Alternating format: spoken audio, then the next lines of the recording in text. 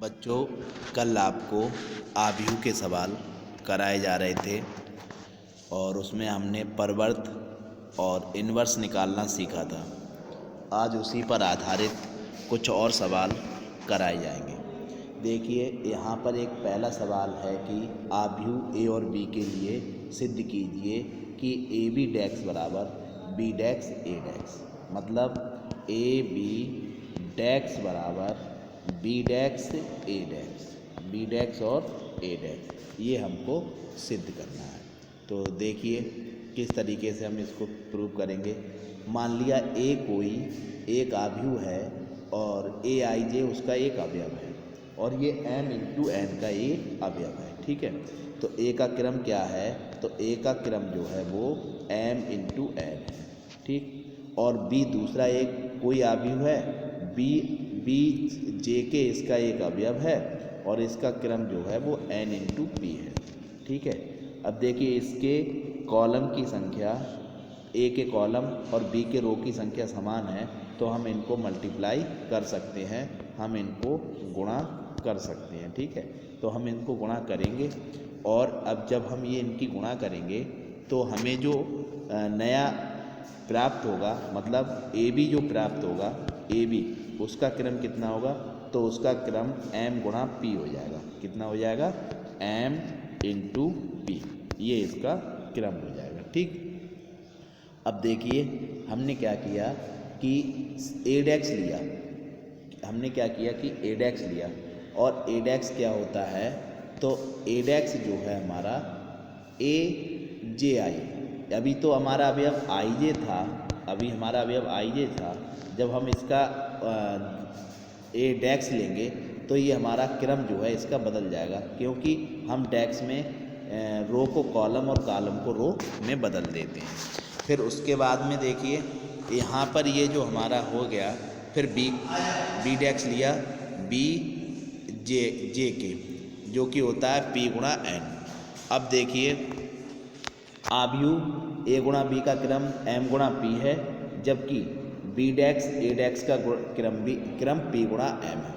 तो इसका मतलब ये हुआ ए बी डैक्स और ए बी डैक्स और ए डैक्स का क्रम एक होगा और वो क्या होगा कि m गुणा पी होगा, m गुणा पी होगा। तो हम इस प्रकार ये कह सकते हैं कि ए बी का डैक्स और ए बी का डैक्स बराबर बी डैक्स ए डैक्स होता है। ठीक है, ये पहला सवाल हो गया। अब देखिए दूसरा सवाल है हमारा कि यदि a बराबर 3 7 2 5 और b बराबर 6 8 7 9 है, तो ए बी डैक्स बराबर बी डैक्स ए डैक्स को सत्यापित कीजिए। तो सबसे पहले तो हम ए बी को मल्टीप्लाई करेंगे, ए का मान रखा, बी का मान रखा, फिर मल्टीप्लाई करना शुरू किया। पहली रो पहला कॉलम, फिर पहली रो दूसरा कॉलम, फिर दूसरी रो पहला कॉलम, फिर दूसरी रो और दूसरा कॉलम। इस तरीके से हमने इसको मल्टीप्लाई कर लिया और ये मल्टीप्लाई करके यहाँ लिख लिया। ए बी का हमने क्रम देख लिया, 67 87 47 और 61, ये हमारा मान आ गया। अब हम ए बी डैक्स देखेंगे, तो ए बी डैक्स का मतलब हुआ कि ये जो हमारा आ गया है इसका डैक्स निकाल लो। तो इसका डैक्स रो को कॉलम बना देते हैं, तो 67 87 का पहली रो पहला कॉलम बन के आ गया और दूसरी रो दूसरा कॉलम बन के आ गया। तो इस तरीके से हमारा ये प्राप्त हुआ। अब हम ए डैक्स का मान निकालेंगे, तो ए का हमने रो को कॉलम में बदल दिया और बी डैक्स का मान निकालेंगे तो बी को रो कॉलम में बदल दिया। अब हम बी डैक्स ए डैक्स का मान निकालेंगे, बी डैक्स का मान ए डैक्स का मान, दोनों को मल्टीप्लाई किया। मल्टीप्लाई करने से 67 47 87 61 आया। अब अगर हम समीकरण 1 और 2 की तुलना करेंगे तो हम ये कह सकते हैं कि ए बी का जो डैक्स है वो बी डैक्स और ए डैक्स के बराबर होगा। ठीक है, अब देखिए यहाँ पर नेक्स्ट सवाल है, तीसरा सवाल, कि अगर ए डैक्स बराबर -2 और 3 1 2 और बी का मान इतना है तो a + 2b डैक्स बताइए। तो पहले आप a का मान लिख लीजिए और a का मान ए डैक्स का मान है, इससे a का मान निकाल लीजिए, ए डैक्स से a का मान निकाल लीजिए। फिर आप 2b का मान निकाल लीजिए और a + 2b निकालिए और उसका डैक्स ले लीजिए और यही तुम्हारे सवाल का आंसर बन जाएगा। अब देखिए चौथा सवाल है कि यदि a और b दो सममित आव्यूह हैं तो सिद्ध कीजिए कि AB - BA एक विषम सममित आव्यूह होगा। और तो हमें क्या है कि देखिए ये दो आव्यूह दिए गए हैं, एक ए आव्यूह है और एक बी आव्यूह है, ये दोनों सममित है। सममित आव्यूह वो होते हैं जिसका अगर हम डेक्स निकालें तो वही मान प्राप्त हो जाता है। ऐसे तो ए डेक्स का मान ए प्राप्त होगा और बी डेक्स का मान बी प्राप्त होगा। तो अब ये हमारा जो सममित आव्यूह हो गया। अब वो ये कह रहा है कि प्रूव करना है हमको कि प्रूव करना है